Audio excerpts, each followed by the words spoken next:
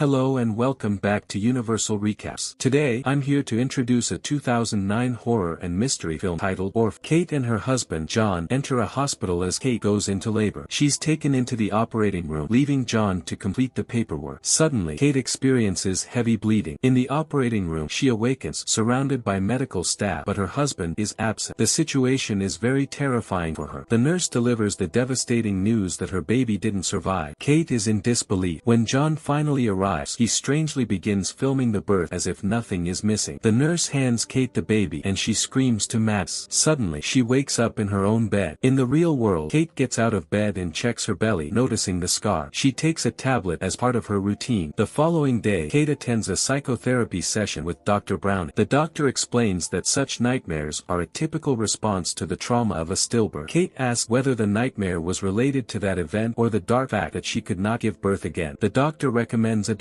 She questions her mental health stability for adoption. Regarding adoption, the therapist advises Kate that the ultimate decision lies in her hands for adoption. Later, Kate picks up her deaf daughter, Max, from school. While driving her home, she becomes distracted at a stoplight, nearly causing a big accident. Later, Kate is shown playing the piano and composing music. She becomes very annoyed by a disruptive noise and steps outside, only to discover Max bouncing a basketball against the wall. She scolds Max to stop the basketball playing and the child softly apologizes. John returns home with their son, Daniel, and the three of them playfully engage with the basketball. That night, as Kate takes Max into bed, her daughter asks her to read a story, and it happens to be about the child who passed away. Max inquires if she'll have a new sister. Before going to bed herself, Kate takes another tab. Climbing into bed with John, they discuss the adoption. Kate has reached a decision, and they agree to proceed with it. Sometime later, they are seen arriving at an orphanage. Sister Abigail greets them and encourages them to explore. Kate stays on the first floor, observing the little girls at play, while John goes upstairs. He is drawn to a girl singing and enters the room where Esther is painting. Esther shares a great story about her painting, and as Kate and Abigail enter the room, John introduces them. Esther expresses her loneliness, as no one has spoken to her due to her being different. They seem to like her and discuss adopting Esther. Abigail reveals that Esther is originally from Russia and that the person who brought her to the US died in a house fire. Despite this tragic history, Abigail believes Esther is wonderful, and Kate agrees. 3 weeks later, they pick Esther up from the orphanage and afternoon to Abigail. During the car ride, Kate teaches Esther sign language. Upon arriving home, Max is thrilled to see them. Esther introduces herself to Max immediately and asks Kate about her hearing. Kate explains that she can hear enough to read people's lips. Inside the house, they are welcomed by Grandma Barbara and Daniel. That night, they give Esther welcome gifts, except Daniel, who appears jealous of the girl, especially when she gives John a heartfelt thank you hug. Daniel goes outside to the treehouse with his friends, where they look at amazing magazines. Meanwhile, Esther and Max enjoy playing in the snow. As a storm brews that night, Kate prepares for bed. Esther wakes up and goes to Max's room. John and Kate are intimate when there's a knock at the door, and the two girls ask if they can sleep in their bed. Esther expresses her desire to sleep next to John. The following morning, as they prepare to leave for school, Esther comes in an elegant dress, making other children laugh. Kate checks with Esther if she truly wants to wear the dress to school, and Esther confidently responds that there's nothing wrong with being different. Kate accepts her words. Later, in her classroom, Esther is welcomed by her teacher, but one of the children taunts her. On a particular day, Max and Esther go onto the frozen lake to play, prompting Kate to rush out and loudly inform them that it is not allowed. Meanwhile, Daniel engaged in a paintball game but ended up shooting a bird. Esther and Max approached him, finding him quite upset for the bird. Esther handed him a large rock, suggesting that he use it to put the wounded bird out of its pain. Hesitant, Daniel couldn't bring himself to do it, so Esther took it upon herself to end the bird's suffering. Later, Esther took a bath while Kate entered her room to put away laundry. During her search, Kate finds an old Bible hidden in a drawer. Esther watches her from the bathroom, observing Kate as she finds a photo of a man inside the Bible. At school, Daniel faced funny jokes from his friends due to Esther, and in frustration, he knocked over her books. As she went to retrieve them, a classmate found her Bible, and in their struggle for it, the book fell to the ground. Esther picked it up, but the girl reached for her neckcloth, insulting her as a doggy, causing Esther to scream out loud. Back at home, Kate attempted to teach Esther how to play the piano and then inquired about the incident at school, but Esther refused to discuss it. Kate presented her with a scrapbook she had started for her, and, in response to Esther's inquiry, asking the story of the baby she had lost, Kate showed her the roses which they had scattered the ashes under. After dinner, Kate and John believed the children were asleep and began to be intimate in the kitchen, only for Esther to suddenly appear. The following morning, Kate approached Esther to discuss the previous night's Kate's incident. Esther, unamazed, continues painting and tells her that she knows about intimacy. Kate talked to John about it later, suggesting they take Esther to a therapist. John, on the other hand, believed it was an overreaction to seek therapy. John took the girls to a park where one of his neighbors flirted with him while Esther's bully also showed up at the playground. Esther divided her attention between the neighbor and the interaction between John and the neighbor. Strangely, the bully appeared to be fearful of Esther and watched out for her as she went to play in the castle. When she attempted to use the slide, Esther pushed her abruptly, resulting in her broken leg. Max witnessed the incident done by Esther. At dinner that evening, John talks to Esther about the incident, but Max confirms Esther's story that the girl had slipped. Before the meal, Esther recited a prayer, and Max did the same, displaying her perfection in sign language, which was greater than Daniel's. Daniel, in a fit of jealousy, began taunting her and calling her names, leading their parents to intervene in between. He stormed off, angry and cursing, prompting John to put a lock on his treehouse as a punishment. Later, while Kate was shopping with the girls and Sister Abigail called her, Esther refused to speak to her, but Kate continued the conversation. She stepped aside to privately inform Sister Abigail about everything that had been happening, while beside the table Max read her lips and relayed the conversation to Esther. That night, Esther surprised Kate by playing the piano perfect. Kate questioned why Esther had pretended not to know how to play, and Esther replied that she had done it for Kate's benefit. That fateful night, Kate and John engaged in a heated argument about Esther, and their disagreement escalated dramatically. Esther overheard their argument from the other room and was filled with anger. On another day, Sister Abigail visited their home and expressed concerns about Esther's behavior, listing past incidents such as her harming other children. Esther overhears this conversation as well and immediately rushes out to Max, requesting her to help so that the old lady won't take her away. Kate considered Sister Abigail's words and suggested taking Esther to a therapist, a proposal to which John eventually agreed after an argument. In the middle of this, Esther manipulates Max into finding the keys to the treehouse, but instead of using them for their intended purpose, she retrieves a gun from John's safe. Esther removed the bullets, leaving only one inside, and aimed the weapon at Max. Horrifying. Subsequent, Esther agrees for Max to go with her to a bridge, claiming they would scare Sister Abigail away and then she will not return ever. As Sister Abigail's car approached, Esther pushed Max onto the road, narrowly avoiding a collision which resulted in a car crash. Sister found Max crying and Esther attacked Sister Abigail with a hammer. She instructed Max to help move the injured woman out of sight, eventually finishing her off with the hammer and throwing her down the hills. The two girls then hide the evidence in the treehouse, including Esther's bloody clothing and the murder weapon. Esther threatened Max that they could both face consequences for their actions and would be sent to jail if caught by the cops. Daniels watches everything. That night, Esther threatens Daniel in his room with a sharp blade and warns him not to speak of what he had witnessed. Terrified, Daniel urinated in fear. Kate and John subsequently took Esther to see Dr. Brown, who discussed Esther's behavior with them as she waited outside. Dr. Browning asserted that there was nothing wrong with Esther, placing the blame on Kate and suggesting that Kate's insecurities as a mother were the root of the issue. John agreed with this perspective. Upon their return home, Kate received a call from the orphanage informing her that Sister Abigail had not returned since the previous day. The police launched an investigation and discovered Sister Abigail's body at the location where Esther had left it. A police officer informed Kate and John that there were no suspects in the case. Esther continued her dark activities, switching the light of her aquarium on and off while displaying a disturbing painting of their family home burning. Kate, concerned about Esther's true nature, conducted online research on disturbed children and shared her findings with John. However, he continued to dismiss her concerns. Kate decided to discontinue her therapy with Dr. Brown and is now more concerned about Esther's background. She attempted to contact the orphanage in Russia where Esther supposedly came from, but there were no records of her before she arrived in the United States. This seemed strange to her. One day, John woke Esther up to take her to the dentist, but she refused to go, so he promised to reschedule. Instead, they spent the day painting together, during which Esther confided in John that she believed Kate didn't like her. Meanwhile, Kate drove the other children to school and questioned them about Esther's behavior. They lied, claiming that she had never done anything wrong. That night, Esther approached Kate in the kitchen, presenting her with a gift of white roses picked from the spot where Kate's daughter's ashes had been scattered. Kate reacted with distress and grabbed Esther, but John intervened, taking responsibility for the incident. On that same night, Esther went to the garage and intentionally broke her own hand. While Esther cries into bed, John discovers her broken hand and pale fingers. When Kate entered the room, John confronted her, but Kate denied grabbing Esther that forcefully. Later, Kate went to a drug liquor store, purchased 2 wine bottles, and got drunk heavily. She poured the remainder of the open wine bottle down the drain. The following morning, Kate drove the children to school. As Daniel leaves, the car in his bag is ripped. Kate goes to assist him with the the fallen books. Esther seized the opportunity to put the car in drive with Max still inside. Kate chased after the moving car until it was stopped by a snowbank. That night Dr. Browning visited their home and Kate swore that she had put the car in brakes and that Max was covering for Esther's ass. John revealed a second wine bottle which Esther had found. Dr. Browning informed Kate that she had reserved a place for her in the hospital for a speedy recovery. But Kate explained her side of the story regarding the wine, an explanation that was unbelieved by both of them. John suspected Kate of being manipulative and gave her 2 weeks to attend the therapy sessions, threatening to leave and take the children with him if she didn't comply. Meanwhile, Esther threatened Max that she would shoot her mother if she reported on her. Later, Daniel entered Max's room and she confided in him about Sister Abigail and the treehouse. Daniel agreed to retrieve the items from the treehouse, but Esther overheard him. During the night, Kate sneaked into Max's room only to have Esther turn on the lights. A tense argument begins, with Esther revealing that she had read Max's diary and attempting to manipulate her with the help of dairy. Kate takes her dairy back. The next day, Kate called the orphanage again, but once again she couldn't obtain any information. She then searched for Esther's Bible, which she found hidden inside a stuffed toy. Inside the Bible were photos of men, along with the phrase Sarn Institute. Kate conducted an online search and discovered that the institute was a mental hospital, not an orphanage. She called the number she found, learning that there were no records of Esther before she arrived in the U.S. Simultaneously, Daniel sneaked out of the house to retrieve items from the treehouse. Esther followed him and spread the evidence in gasoline, setting papers and Daniel on fire. She locked Daniel inside the burning treehouse and he called out for his mother from the window. Kate was still investigating Esther. Kate noticed the fire and Esther's actions, leading her to rush to the scene. Daniel, crying for help, fell from the roof but survived. Esther picks a rock and is about to kill him, but Max pushes her down. Everyone was hospitalized and the doctor informed them that Daniel had a severe neck injury that might result in memory loss. Esther was deeply concerned about this development. Kate shared her discoveries about Esther with John, but he remained unconvinced. While they argued, Esther entered Daniel's room. Max, aware of what was happening, followed her. Esther attempted to kill Daniel with a pillow, prompting Max to alert her parents. The alarms in Daniel's room went off and the doctors revived him at the last minute. Kate confronted Esther, slapping her. In between, her phone rings many times. Kate awoke later, immediately inquiring about Daniel. She pleaded with John not to allow Esther near Max, who was spending the night in the hospital. That night, Max removed her hearing aid and her father hugged her in. Esther entered the room and took the hearing aid when Max wished her good night and kissed her. John went downstairs and began drinking heavily. Esther, dressed like an adult, joined him and attempted to seduce him with a kiss, but he recoiled. John explained that he didn't love her in the same way that he loved Kate. John instructs Esther to go to her room, but she argues and insists that he shouldn't speak to her as if she is a small child. He informed her that he would be contacting the orphanage the following day about her. Esther, however, went to her room and cried. Meanwhile, Kate received a call from a doctor at the Sarn Institute who recognized Esther. The doctor urgently advised her to evacuate her family from the house and call the police. Shockingly, he revealed that Esther was not a little girl but an adult woman with a hormone disorder that made her appear childlike. In spite, she is a fully grown lady. He also tells Esther had been one of the most violent patients at the mental hospital, and the doctor explained that her fights with restraints had left scars on her hands and neck. Furthermore, the doctor disclosed that Esther had killed at least 7 people, especially all our men. In a hurry, Kate rushed home, befuddled by how Esther had managed to make a fool of them all. Back at the house, Esther trashed her room and removed her makeup, which she used to conceal her true age. John, concerned, went to check on her and discovered her paintings covering the walls in some kind of glow-in-the-dark paint. As Kate was driving home, she attempted to call John, but the power in the house went out before he could answer. She immediately called the police. John, finding a light source, began searching the house. Esther, however, attacked him and continued stabbing him until he surrendered to death. Max witnessed the deadly scene and became Esther's next target. Kate, speeding toward the house, crashed into it and then rushed upstairs. She found John's lifeless body and realized that Max was in danger. As she searched for her daughter, she checked Max's room and the bath. Suddenly, Esther shot Kate, but she managed to hide on her bedroom balcony. Esther failed to locate her there because Kate was hiding outside of the window. Max hid in the garden and Esther walked towards her. Kate observed the situation from the glass roof and witnessed Esther firing at Max eventually escape, and Kate broke the glass roof to enter. As she fell inside, she stumbled upon Esther. Moments later, Max pushes Kate in grief but later finds Kate to be alive. Kate took the gun and picked up Max, leaving Esther behind on the ground. They exited the house and ventured into the forest. The police arrived and entered the house, but Esther was nowhere to be found. Suddenly, she emerged and chased Kate and Max with a knife in the dark woods. They ended up on the frozen lake, engaged in a life and life-and-death struggle with Esther relentlessly killing Kate. Max seized the gun and fired, shattering the ice. Both Esther and Kate fell into the freezing water and fought. Eventually, Kate punches Esther. As Kate crawled toward the edge, Esther begged not to be left to die, but Kate kicked her back into the freezing waters, ultimately ending her life.